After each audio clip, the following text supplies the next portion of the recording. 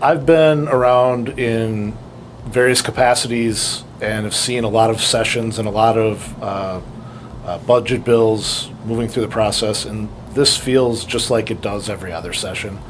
There's a lot of talk about maybe the process being a little cleaner, a little bit more transparent, but the bills are massive. They have a lot of different moving parts, both on the budget side and the policy side, and it's going to be the same complicating process to kind of sort this out in order to adjourn on time that it is every other year. So we're kind of, the trains are all heading down the same tracks that they've always been heading down in previous sessions, and it's going to be a difficult end of the session, as it always is.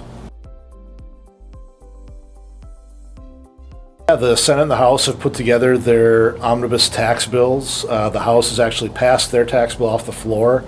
The Senate is looking to pass their bill off the floor this week. And I'm trying to think of a session where the two chambers have had such different approaches to tax policy. The House tax bill raises, $1.2 billion just in their tax bill. There are some other big tax items like the gas tax and the continuation of the provider tax that aren't in this bill, that are moving in other bills. But so there's a significant increase in revenue in the House tax bill to pay for their priorities in other areas. And on the Senate side, it's essentially a zero target, meaning although they do a lot of federal conformity and other things that might increase some revenue in some parts of the tax bill, that Senator Chamberlain's approach was to offset that with relief in other areas to basically get to zero. So they're starting from a point where they're very, diametrically opposed in what they're trying to do with their tax bills. I think the last, 3 or 4 weeks of session here are going to be very intense. We're now getting to the process where the bills are going to, all the budget bills and the tax bill are going to get into conference committee.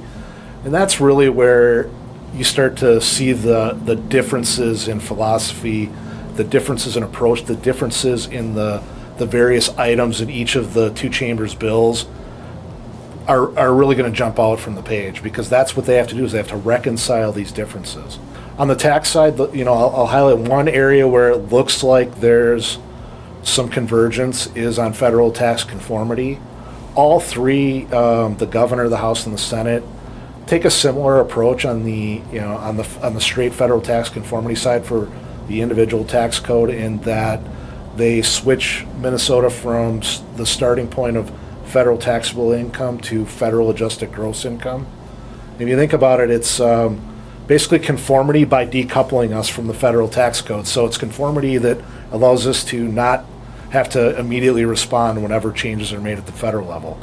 On that point, something of interest to our world is that all three bills also conform to the reduced limit in the mortgage interest deduction. So that would be consistent at both the federal and the state level. And all three maintain state itemized deductions, which is a good thing, including a property tax deduction. So those are positive aspects that all three bills include. But there are a lot of differences that need to be reconciled between now and the end of session. I think, probably 50-50 at best that they can probably finish this on time, but anything can happen, and anything usually does happen in those final few days of the session.